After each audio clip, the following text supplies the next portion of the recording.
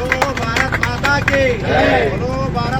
की बोलो भारत माता की साई भुवनेश्वरी साई भुवनेश्वरी साई भुवनेश्वरी कल्याण कर्नाटक के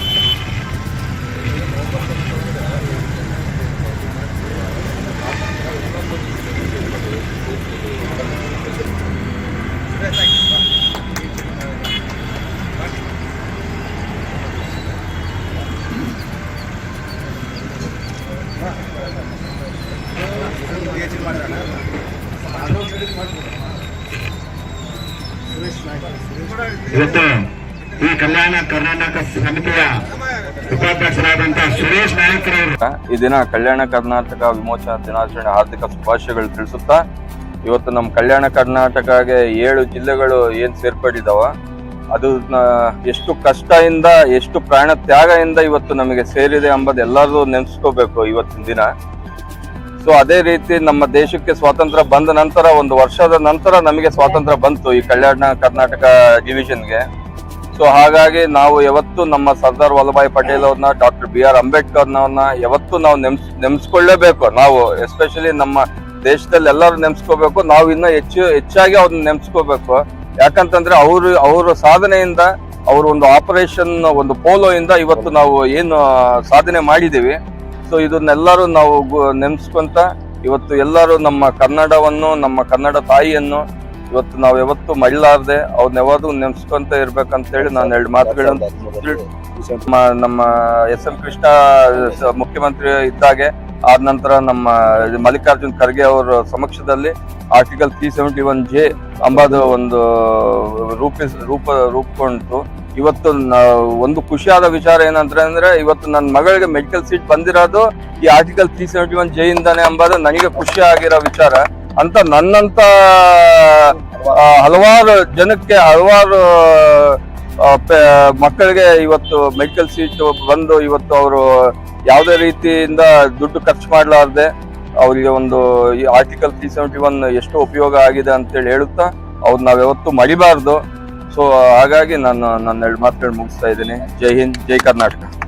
ನಮ್ಮ ಕಲ್ಯಾಣ ಕರ್ನಾಟಕ ಅಭಿವೃದ್ಧಿ ಸಮಿತಿ ವತಿಯಿಂದ ಮತ್ತು ನಮ್ಮ ಫಸ್ಟು 6 ಜಿಲ್ಲೆಯಲ್ಲಿದ್ದು ಇವಾಗ ವಿಜಯನಗರ ಜಿಲ್ಲೆ ಸೇರಿ 7 ಜಿಲ್ಲೆಯಲ್ಲಿ ಆಗಿದ್ದಾವೆ.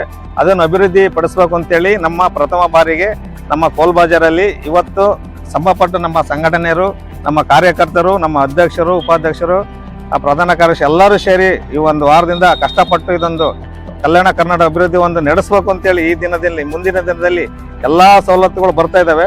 ಅದನ್ನು ದುರುಪಯೋಗ ಆಗದಂಗೆ ನಮ್ಮ ಶಾಲೆ ಕಾಲೇಜುಗಳಾಗಿರ್ಬೋದು, ಮೆಡಿಸಿನ್ ಆಗಿರ್ಬೋದು, ಮತ್ತೆ ಯಾವುದೇ ಒಂದು ವರ್ಕ್ ಬೋರ್ಡಲ್ಲಿ ಆಗಿರ್ಬೋದು, ಎಲ್ಲ ಕೆಲಸವನ್ನು ಅಭಿವೃದ್ಧಿ ಪಡಿಸ್ಬೇಕು ಅಂತೇಳಿ ನಾವೊಂದು ಸ್ಥಾನದಿಂದ ನಾವು ಮಾಡ್ತೀವಿ ಅಂತ ಎಲ್ಲ ಮುಂದೆ ನಿಂತು ಕೆಲಸ ಮಾಡಿ ಇವತ್ತು ನಮಗೆ ಸಹಕಾರ ಕೊಟ್ಟರೆ. ನಾವು ಏಕೆಂತಂದ್ರೆ ನಾವು 2019ರಲ್ಲಿ ಸ್ಥಾಪನೆ ಮಾಡಿದ್ದನ್ನ ಸ್ಥಾಪನೆ ಮಾಡಿ ಬಿಟ್ಟಿದ್ದು ಬಿಡವೆ ಅಂತೇಳಿ. ಇವಾಗ ಬರ್ತಾ ಬರ್ತಾ ನಮ್ಮ ಕಲ್ಯಾಣ ಕರ್ನಾಟಕ ಅಭಿವೃದ್ಧಿ ಆಗ್ತಿರೋದು ನೋಡಿ ಜನಗಳು ನಾವು ಇರ್ತೀವಣ್ಣ, ನೀವು ಇರ್ತೀವಿ ಜೊತೆಯಲ್ಲಿ, ನೀವು ಮುಂದೆ ಹೋಗಿ ಎಲ್ಲ ಸಹಕಾರಗಳೊಂದಿಗೆ. ಮತ್ತು ಎಜುಕೇಶನ್ ಫಸ್ಟು.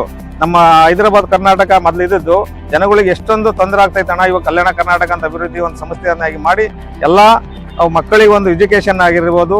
ಮತ್ತು ಗಣೇಶನ್ ಅವರು ಹೇಳಿರು, ನಮ್ಮ ಮಗಳಿಗೆ ನೋಡು ಇದ್ದಂಥವ್ರಿಗೆ ಹೆಂಗೆ ಆಫರ್ ಇದೆ ಅನ್ನೋದು, ಇದ್ದಂಥವ್ರಿಗೆ ಸಹ ಆಫರ್ ಬಂದಿದೆ, ನಮ್ಮ ಬಡವರಿಗೆ ಆಫರ್ ಬರ್ತಾ ಇಲ್ಲ. ಇದರಿಂದ ಎಲ್ಲ ನಾವು ಹೋರಾಟ ಮಾಡಬೇಕು ಅನ್ಸರ. ಇವಾಗ ಸಂಘಟನೆ ನಾವು ಎಲ್ಲ ನಮ್ಮ ಸಂಘಟನೆ ಕಾರ್ಯಕರ್ತರು ಮುದ್ದೆ ಬರ್ತಿದ್ದಾರೆ ಅಣ್ಣ. ಈಗ ಎಲ್ಲ ಇದ್ದಂಥವ್ರಿಗೆ ಬರ್ತಾ ಇದೆ, ನಮ್ಮ ಬಡವರಿಗೆ ಬರ್ತಾ ಇಲ್ಲ, ಸಹಕಾರ ಮಾಡೋಣ ಅಂತೇಳಿ ಹಿಂದೆ ಬರ್ತಾ ಇದ್ದಾರೆ ಇವಾಗ. ಅದರಿಂದಾಗಿ ಇನ್ನು ಮುಂದೆ ಈ ಕ್ಷಣದಿಂದ ನಾನು ಹೇಳ್ತಾ ಇದ್ದೀನಿ, ಎಲ್ಲ ಯಾರೇ ಏನೇ ಸಮಸ್ಯೆ ಇದ್ರೆ ನಾವು ಮುಂದೆ ನಿಂತು ಕೆಲಸವನ್ನು ಮಾಡಿಕೊಡ್ತೀನಿ ಅಂತೇಳಿ ನನ್ನ ಮಾತುಗಳನ್ನು ಮುಗಿಸ್ತಾ ಇದ್ದೀನಿ. ಈ ಕಲ್ಯಾಣ ಕರ್ನಾಟಕ ಮೊದಲು ಹೈದರಾಬಾದ್ ಕರ್ನಾಟಕ ಅಂತ ಹೆಸರುವಾಸಿಯಾಗಿತ್ತು. ಇದು 1947ರಲ್ಲಿ ನಮಗೇನು ಸ್ವಾತಂತ್ರ್ಯ ಬಂತು. ನಂತರ ನಮಗೆ ಆಗ ಖುಷಿ ಕೊಡಲಿಲ್ಲ, ಯಾಕಂದ್ರೆ ನಮಗೆ ಸ್ವತಂತ್ರ ಸಿಗಲಿಲ್ಲ. ಸ್ವತಂತ್ರ ಯಾಕೆ ಸಿಗಲಿಲ್ಲ ಅಂತಂದ್ರೆ 1947ರಲ್ಲಿ ದೇಶಕ್ಕೆ ಸ್ವತಂತ್ರ ಬಂದ್ರೆ ಈ ಹೈದರಾಬಾದ್ ಕರ್ನಾಟಕಕ್ಕೆ ಸ್ವತಂತ್ರ ಬರಲಿಲ್ಲ ಮತ್ತು ಹೈದರಾಬಾದ್ಗೂ ಸ್ವತಂತ್ರ ಬರಲಿಲ್ಲ. ಯಾಕಂದ್ರೆ ಅಲ್ಲಿ ನಿಜಾಮರ ಆಡಳಿತ ಇತ್ತು. ಆ ನಿಜಾಮರ ಆಡಳಿತ ಏನು ದೇಶದಲ್ಲಿ ವಿಲೀನ ಆಗುವುದಕ್ಕೆ ಒಪ್ಪಲಿಲ್ಲ. ಅದೇ ರೀತಿಯಾಗಿ ಈ ದೇಶದ 3-4 ರಾಜ್ಯಗಳು ನಮ್ಮ ಭಾರತ ದೇಶದೊಳಗೆ ವಿಲೀನ ಮಾಡ್ಕೊಳ್ಳೋಕೆ ಒಪ್ಪಲಿಲ್ಲ. ಆಗ ಸರ್ದಾರ್ ವಲ್ಲಭಾಯ್ ಪಟೇಲ್ ರವರು ಏನು ಇದನ್ನು ಮನಗೊಂಡು ಹಲವಾರು ಬಾರಿ ರಾಜಿ ಸಂಧಾನ ಮಾಡಿದ್ರು ಸಹಿತ ಇಲ್ಲಿ ನಿಜಾಮ್ರು ಏನು ಒಪ್ಪದ ಕಾರಣ ಸೆಪ್ಟೆಂಬರ್ 48, 13ರಂದು ಆಪರೇಷನ್ ಪೋಲೋ ಮೂಲಕ ಏನು ಸೈನಿಕರ ಒಂದು ಫೋರ್ಸ್ನೊಂದಿಗೆ ಈ ನಮ್ಮ ಹೈದರಾಬಾದ್ ಕರ್ನಾಟಕವನ್ನು ಮತ್ತು ಹೈದರಾಬಾದ್ ಅವಾಗ ಅಲ್ಲಿರ್ತಕ್ಕಂಥ ನಿಜಾಮ್ರು ಈ ಹೈದರಾಬಾದ್ ಕರ್ನಾಟಕ ಮತ್ತು ಹೈದರಾಬಾದ್ ಅನ್ನು ದೇಶದಲ್ಲಿ ವಿಲೀನಗೊಳಿಸಿದ್ರು. ನಂತರ ಏನು ಇದೊಂದು ಶಾಪಗ್ರಸ್ತ ಭಾಗ.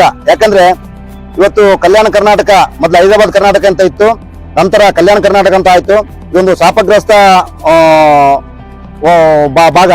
ಯಾಕಂದ್ರೆ ಇವತ್ತು ರಾಜ್ಯದಲ್ಲಿ ಹಲವಾರು ಜಿಲ್ಲೆಗಳು ಆ ಕಡೆ ಬೆಂಗಳೂರು ಕಡೆ ಹೋದ್ರೆ ಆದ್ರೆ ಅಲ್ಲಿ ಅಭಿವೃದ್ಧಿ ಕಾರ್ಯಕ್ರಮ ಮಾಡುವುದರಿಂದ ಇವತ್ತು ಹೊಸದಾಗಿ ಇಲ್ಲಿ ಧ್ವಜಸ್ತಂಭವನ್ನು ಮತ್ತು ಧ್ವಜ ಕಟ್ಟೆಯನ್ನು ನಿರ್ಮಿಸಿಕೊಡುವುದರ ಮೂಲಕ ಏನು ನಮ್ಮ ಮಹಾನಗರ ಪಾಲಿಕೆಯವರು ಬಂದು ಇವತ್ತು ಈ ಕಾರ್ಯಕ್ರಮದ ಒಂದು ಧ್ವಜಾರೋಹಣವನ್ನು ಮಾಡಿರುತ್ತಾರೆ. ಪೂಜ್ಯ ಮಹಾಪೌರರಾದ ನಂದೀಶಣ್ಣನವರು ಮತ್ತು ಆಶ್ರಯ ಕಮಿಟಿ ಅಧ್ಯಕ್ಷರಾದಂತ ನಮ್ಮ ರಾಜಪ್ಪನವರು ಬಂದು ಈ ನಮಗೆಲ್ಲ ಸಹಕಾರ ನೀಡುವುದರ ಮೂಲಕ ಈ ಕಲ್ಯಾಣ ಕರ್ನಾಟಕದ ಅಭಿವೃದ್ಧಿ ಸಮಿತಿಗೆ ನೀವು ಎಲ್ಲಾ ಸಮಿತಿಯವರನ್ನು ಕರೆಸಿ ಇಲ್ಲೊಂದು ದೊಡ್ಡ ಕಾರ್ಯಕ್ರಮವನ್ನು ಮಾಡಿ ನಿಮಗೆ ಬೇಕಾದಂತಹ ಸಹಾಯ ಸಹಕಾರಗಳನ್ನು ನಾವು ಮುಂದಿನ ದಿನಗಳಲ್ಲಿ ನೀಡುತ್ತೇವೆ. ನಿಮ್ಮ ಜೊತೆಗೆ ನಾವು ಇರುತ್ತೇವೆ ಸದಾ ಕಾಲ ನಿಮ್ಮ ಜೊತೆಯಲ್ಲಿ ಇದ್ದು ಈ ಕಲ್ಯಾಣ ಕರ್ನಾಟಕ ಭಾಗವನ್ನು ಅಭಿವೃದ್ಧಿಗೊಳಿಸೋಣ ಅಂತ ಹೇಳಿ ನಮಗೆ ವಾಗ್ದಾನ ಮಾಡಿರುವುದಕ್ಕೆ ಅವರಿಗೆ ತುಂಬುವಂತ ಸಲ್ಲಿಸುತ್ತಾ, ಅದೇ ರೀತಿಯಾಗಿ ಈ ನಾಡಿನ ಜನತೆಗೆ ಕಲ್ಯಾಣ ಕರ್ನಾಟಕ ವಿಮೋಚನಾ ದಿನದ ಶುಭಾಶಯಗಳು ಮತ್ತೊಮ್ಮೆ ತಿಳಿಸುತ್ತಾ, ನನ್ನ ಇಲ್ಲಿ ಇರ್ತಕ್ಕಂಥ ಎಲ್ಲಾ ಸ್ನೇಹಿತರಿಗೆ ಈ ಕಲ್ಯಾಣ ಕರ್ನಾಟಕದ ಏನು ವಿಮೋಚನಾ ದಿನದ ಶುಭಾಶಯವನ್ನು ತಿಳಿಸುತ್ತಾ ನನ್ನ 2 ಮಾತುಗಳಿಗೆ ವಿದಾಯ ನೀಡುತ್ತೇನೆ. ಜೈ ಹಿಂದ್, ಜೈ ಕರ್ನಾಟಕ.